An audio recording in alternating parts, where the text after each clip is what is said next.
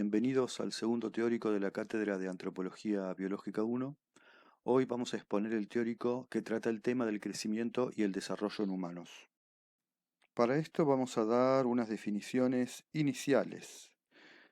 Crecimiento es un fenómeno cuantitativo y complejo a través del cual los individuos aumentan su tamaño corporal desde la concepción hasta la adultez, y al desarrollo como un proceso cualitativo por el cual los distintos tejidos adquieren su complejidad funcional a través de la maduración, diferenciación e integración de las funciones. Estos dos procesos, el crecimiento y el desarrollo, generalmente van de la mano. Podríamos decir que son dos facetas de un mismo proceso biológico. Un desarrollo adecuado implica que a lo largo del crecimiento, cada etapa del crecimiento esté asociada a una etapa madurativa, de tal manera que en cada parte del ciclo vital el individuo logre capacidad funcional para hacer frente a los desafíos del ambiente. Entonces, el desarrollo implica la adquisición progresiva de nuevas funciones y características cualitativas. A esto lo vamos a llamar maduración. Si bien a lo largo del desarrollo los procesos de crecimiento y maduración se encuentran asociados, existen diferencias individuales. Esto implica que haya individuos con diferente ritmo madurativo. A esta característica individual se la denomina tempo de crecimiento. Habrá entonces maduradores rápidos y maduradores lentos. Imaginemos que dos personas logran al final de su crecimiento una estatura similar. Si tuvieron tempos de crecimiento diferentes, el madurador rápido debió lograr su estatura final antes que el madurador lento. Por lo tanto, recorrieron diferentes caminos, pero lograron el mismo resultado. Pero vamos a dejar el tema de maduración para otro teórico, en donde lo vamos a desarrollar con mucha más profundidad. Por ahora nos concentraremos en el proceso del crecimiento. Para esto vamos a dar algunas definiciones sobre el crecimiento. Vamos a decir que el crecimiento es continuo, es decir, que se desarrolla sin ningún tipo de interrupciones, que es no homogéneo porque existen ritmos diferentes de crecimiento en diferentes partes del cuerpo, y que es armónico porque las variaciones del crecimiento de todas las partes están adecuadamente acomodadas. Por otro lado, debemos tener en cuenta que el crecimiento, que habíamos definido como un proceso de aumento de tamaño corporal, se da mediante dos procesos biológicos, denominados hiperplasia e hipertrofia. Se define hiperplasia al aumento de tamaño que sufre un órgano o un tejido orgánico debido al incremento del número de células normales que lo forman. Es decir, es un proceso de proliferación celular. Mientras que la hipertrofia es el aumento de tamaño que sufre un órgano o un tejido debido al aumento del volumen de las células que lo conforman.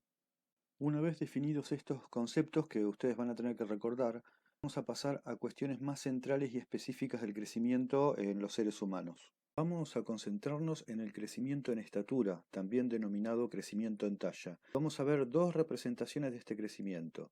El crecimiento puede ser representado en curvas y vamos a ver dos tipos de curvas que nos van a dar información diferente. Las curvas de crecimiento en distancia y las curvas de crecimiento en velocidad. Respecto de las curvas de crecimiento en distancia, lo primero es definir el concepto de distancia. Se denomina así a la longitud del segmento de la recta que se encuentra comprendido entre dos puntos. En el caso de la estatura es la longitud del segmento entre el talón y el vértex. El vértex es el punto más alto de la cabeza cuando una persona está en posición erguida.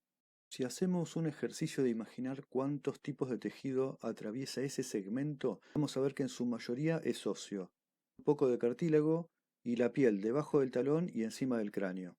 Por lo tanto, el crecimiento en estatura implica un aumento de la talla corporal por crecimiento en longitud de los huesos. Y como al menos en las primeras décadas de vida los huesos no decrecen, es decir, no se achican, vamos a decir que el crecimiento en distancia para talla es acumulativo. Y esto va a verse representado en la curva de distancia. La curva solo puede aumentar o detenerse, pero no disminuir. La curva en distancia representa la ganancia en talla a lo largo del tiempo. Por lo tanto, estas variables deben de estar representadas en cada uno de los ejes. En el eje de las ordenadas se representa la variable talla en centímetros y en el eje de las abscisas la edad, es decir, el tiempo, que puede estar representado en meses o en años. Para nosotros, esta curva de crecimiento en distancia es central y volveremos a verla muchas veces a lo largo de la cursada. Sin embargo, no es la única curva en distancia que nos interesa. Existen otras curvas de distancia que nos permiten obtener información acerca del proceso de crecimiento. En este gráfico podemos observar varias curvas superpuestas de crecimiento que representa la ganancia porcentual en tamaño de varios tejidos del cuerpo respecto al tamaño final. Como se observa, los tejidos representados recorren diferentes caminos. El tejido linfático, por ejemplo, entre los 7 y los 14 años logra un tamaño mayor que el que tendrá definitivamente al final del crecimiento. Por otro lado, se puede observar que el cerebro y la cabeza crecen más rápidamente que el resto del cuerpo. A esto nos referíamos cuando hablábamos de que el crecimiento, si bien era continuo, era no homogéneo. En la curva de más abajo se representa el crecimiento del tejido reproductivo, que, como se puede ver, crece muy poco durante los primeros años de vida y tiene su mayor crecimiento durante el periodo puberal. Estas curvas son todas curvas de crecimiento en distancia, es decir, en tamaño. Ahora vamos a pasar a definir las curvas de velocidad. Para eso necesitamos antes tener en claro a qué nos referimos con velocidad. Vamos a referirnos a velocidad en su concepción formal. Y vamos a decir que la velocidad es una magnitud física que expresa la distancia recorrida por un objeto por unidad de tiempo. Es por eso que para expresar correctamente, por ejemplo, a qué velocidad viajamos a algún lugar, expresamos en kilómetros por hora y no decimos simplemente kilómetros, ya que kilómetros así solo presenta la distancia y no la velocidad. En nuestro caso, medir la velocidad nos permite medir la variación de alguna característica asociada a un fenómeno o proceso por unidad de tiempo.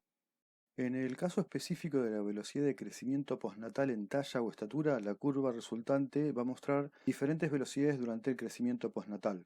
Durante el primer año se crece unos 25 centímetros al año, con un incremento en talla superior al del 50%. Posteriormente la curva comienza a aplanarse, por lo que, por un periodo de tiempo, se crece en forma relativamente constante, unos 6 centímetros por año aproximadamente, finalmente presentar el último periodo de crecimiento rápido durante la pubertad. La pubertad en varones dura aproximadamente 4 años y medio y durante los 2 primeros años y medio el crecimiento es rápido. Durante todo ese periodo de pubertad, el varón crece unos 25 centímetros. La pubertad en las niñas dura unos 4 años, siendo los 2 primeros años de crecimiento rápido, siendo en total durante todo el periodo unos 23 centímetros. Esta otra curva que les presento incluye la velocidad de crecimiento prenatal. Ser el periodo más corto y la velocidad más alta se expresa en centímetros al mes. Durante los primeros 3 meses de gestación la velocidad se incrementa notoriamente. A los 4 meses de edad gestacional, el feto desarrolla la máxima velocidad de crecimiento, siendo a razón de unos 11 centímetros al mes. A partir de ese momento se produce una desaceleración que se prolonga hasta el momento del nacimiento. Ante el periodo postnatal continúa la desaceleración tal cual como la vimos anteriormente. Una noción que nos debe quedar clara es que todo lo que se observa en una curva de velocidad queda expresado también en la curva de distancia, ya que la velocidad es una derivada de la distancia. Esto es tanto para la curva prenatal como para la curva postnatal. Más allá de la velocidad de crecimiento en talla, si realizamos mediciones de otras partes del cuerpo, observamos que la velocidad de crecimiento para cada segmento corporal es diferente. Esto hace que, a medida que pasa el tiempo, se vean afectadas las proporciones corporales. El ejemplo más característico es el de la relación proporcional de crecimiento entre el cuerpo y la cabeza. Si todas las partes del cuerpo crecieran en la misma medida, no se vería afectada la forma. Sin embargo, la forma de un recién nacido es diferente a la de un adulto. Algo similar ocurre en el crecimiento de la cabeza. El crecimiento del neurocráneo se detiene más tempranamente y el del esplacnocráneo aumenta sobre todo durante la infancia y pubertad, por efecto hormonal. Al crecimiento diferencial de las partes del cuerpo se lo denomina crecimiento alométrico. Lo veremos más adelante con mayor profundidad en posteriores teóricos. Antes de seguir avanzando, vamos a recordar algunas cuestiones fundamentales, cosas que no podemos dejar de saber. Nos interesan dos curvas para describir los cambios en la estatura durante el periodo de crecimiento y desarrollo, la curva de velocidad y la curva de distancia. Ya hemos enumerado las características de cada una y dijimos que todo lo que se observa en una también está expresado en la otra, ya que la velocidad deriva de la distancia. Ahora podemos ahondar un poco más en la curva de velocidad. Cuando se intenta representar la curva de velocidad en un modelo simplificado, observamos que se puede descomponer en tres curvas simples. Una primera curva con desaceleración constante correspondiente a la primera infancia. Una segunda curva con velocidad menor pero constante. Una tercera curva con función cóncava, con un máximo de velocidad durante el periodo puberal. Podemos así asignar diferentes componentes a la curva de velocidad para caracterizar diferentes etapas. Estas características las abordaremos nuevamente y con mayor profundidad una vez que avancemos y tengamos más en claro los diversos factores asociados al crecimiento. Existen diferentes factores condicionantes del crecimiento. Nosotros vamos a considerar los siguientes. Determinantes son los que van a fijar las pautas generales del crecimiento, como por ejemplo la constitución genética. Realizadores son aquellos que funcionalmente contribuyen en forma directa al crecimiento, como los cartílagos de crecimiento. Y otros que son denominados como limitativos, ponen un límite al crecimiento, como por ejemplo la maduración ósea que determina el cierre de los cartílagos de crecimiento. Factores reguladores modulan el crecimiento en su complejidad, como son por ejemplo las hormonas y los factores de crecimiento. Y también están los factores permisivos, que son aquellos que en condiciones óptimas permiten desplegar todo el potencial de crecimiento. Dentro de estos se encuentran los factores nutricionales, psicosociales y ambientales. Todos estos factores los vamos a ir viendo uno a uno. Primero vamos a profundizar en aspectos endocrinos del crecimiento. En su primera etapa embriológica, el crecimiento depende del genoma y en la gestación tardía de la regulación hormonal de la madre y del feto, así como de la regulación de la distribución de nutrientes por parte de la placenta. En este periodo, la insulina y las hormonas tiroideas son esenciales para un crecimiento normal. El crecimiento postnatal está regulado fundamentalmente por la hormona de crecimiento y factores de crecimiento denominados IGF-1, sobre los que inciden los múltiples factores antes citados, como los nutricionales, ambientales y genéticos. Durante la pubertad hay un incremento notable de las hormonas sexuales, particularmente de los estrógenos y la testosterona, que afectan la secreción de GH y potencian su actividad. Cuando existe una perturbación de la actividad hormonal, como por ejemplo de las hormonas de crecimiento, el patrón normal de crecimiento puede ser afectado notoriamente. Bien, como veníamos diciendo, hay otros factores como los sociales y los ambientales que condicionan fuertemente el crecimiento. En esta gráfica podemos ver el registro de estatura de estudiantes de Stuttgart en Alemania entre 1911 y 1953, que muestran una tendencia a incrementar el promedio en talla durante el periodo entre guerras y a reducir el promedio en talla durante la guerra. Las líneas que se observan en negro son los promedios de talla para grupos de edad a lo largo de los años. Hay que tener en cuenta que los efectos de la guerra son múltiples, involucran factores nutricionales, sociales y psicológicos. En estos casos es muy difícil saber qué es lo que más afecta en la talla. Si bien se sabe que la nutrición adecuada es importante para un crecimiento normal, también se conoce que los efectos psicológicos pueden ser muy nocivos. Un ejemplo claro puede verse en el trabajo publicado por Widowson en 1951.